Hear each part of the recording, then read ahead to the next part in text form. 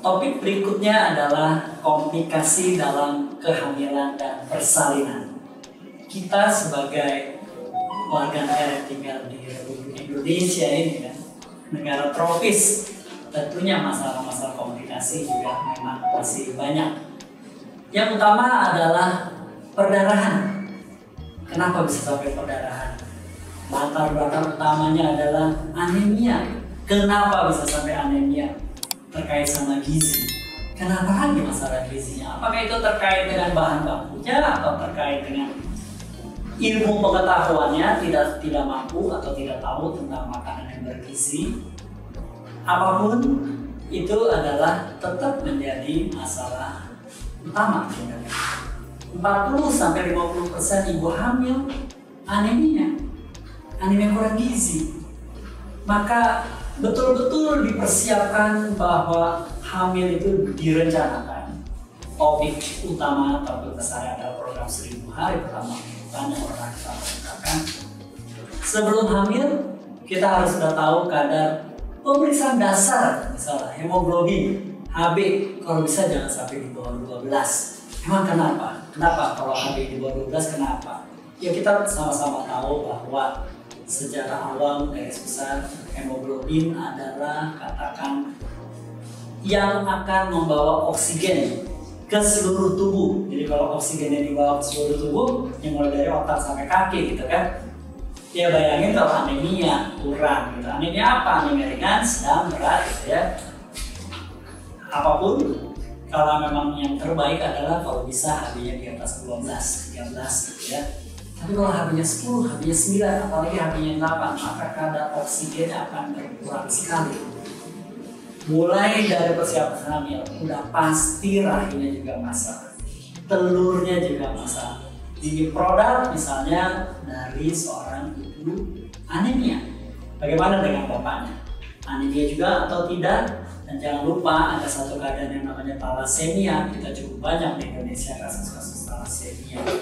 Katakanlah tetap aja anemia di sini harus kita perhatikan mulai dari trimester 1, trimester 2, dan trimester 3.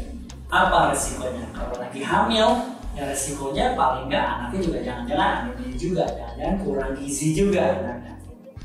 Tapi kan bayi buatan Tuhan gitu ya, bayi juga pintar gitu kan, dia juga punya kemampuan untuk beradaptasi, mengkompensasi dan segala macam. Yang paling penting adalah jangan membiarkan itu anemia. Tentunya pemeriksaan lanjutan kalau udah ada anemia harus dilakukan. Ya bagaimana kalau memang ibu hamil di daerah yang tidak mungkin melakukan itu? Ibu hamil di Indonesia kan cukup banyak, 4 juta, 5 juta orang itu. Oke, kalau memang terpapar dengan laboratorium yang bagus, kita tidak lanjutin sehingga kita lebih tahu persis anemianya karena apa gitu. Nah, kalau udah ketahuan di hamil trimester 1, trimester 2, trimester 3, maka advis kita adalah mulai dari makanan yang bergizi, yang tinggi zat besi. Silakan dokter gizinya berperan gitu ya. Buatlah meja makan gitu yang berwarna-warni ya, mungkin ada nasi, ada beras merah, ada sayuran, ada daging, ada segala macam yang bergizi. Bagaimana dengan kalau trimester 3 menjelang persalinan? Nah, ini di sini permasalahan utamanya ya. Kalau anemia itu persalinan, apalagi kalau anemia bayinya besar gitu ya. Nah, itu bahaya, memang bisa mengancam ibu hamil tersebut. Kenapa? Begitu lahir, rahim itu harus segera berkontraksi. Untuk berkontraksi itu memerlukan oksigen. Oksigen itu dibawa dari darah, hemoglobinnya. Kalau rendah jangan sampai kontraksi jadi berkurang, jadi perdarahan. Perdarahan pada ibu hamil yang melahirkan itu bisa hebat perdarahannya, bisa dalam waktu singkat HB bisa turun drastis, dan itu menjadi proses-proses yang membahayakan. Inilah yang kita sebut sebagai komplikasi dalam persalinan.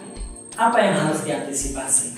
Kalau kita memang udah tahu anemia untuk masuk proses persalinan, oke, semua antisipasi harus kita lakukan.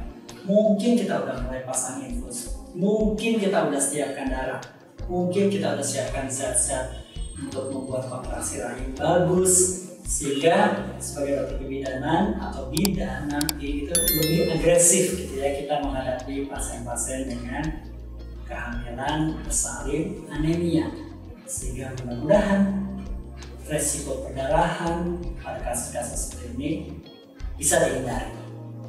Yang berikutnya, kalau memang oke, semua tertangani dengan baik, jangan lupa ada janinnya pula yang harus kita nilai. Janin ini lahir dari seorang ibu yang anemia. Nah, bagaimana dengan keadaan janinnya? Kalau ada dokter anak, silahkan dikasih tahu dokter anaknya ini lahir dari seorang ibu yang anemia.